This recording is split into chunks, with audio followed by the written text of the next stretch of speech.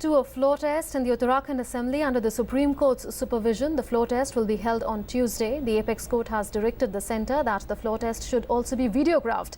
Attorney General Mukul Rohatgi has asked the Apex Court to appoint a retired Chief Election Commissioner as an observer to look after the process. The Attorney General informed the court that the modalities to conduct the floor test in the Uttrakhand Assembly would be worked out in a couple of days.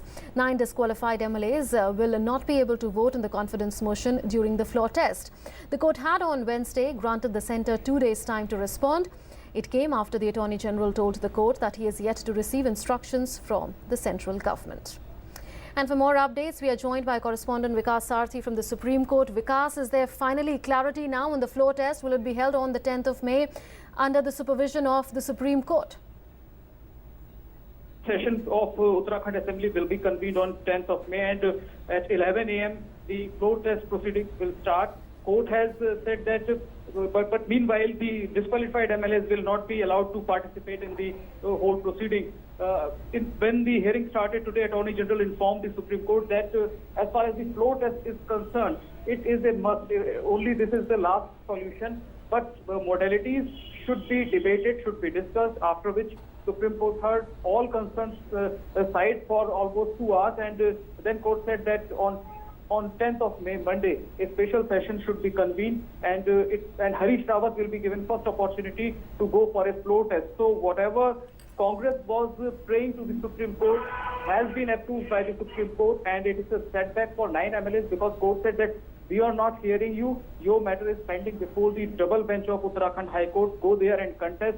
Whatever outcome will be of your petition, that will decide future course of action. But as of now, on the petition of Congress Party, Harish Rawat, and as is suggested by Attorney General, we are of the opinion that a special session should be convened, and these 9 disqualified MLAs should not be allowed to participate. So, Vikas, is it fair to conclude now that all parties to this case are on board as far as the floor test is concerned?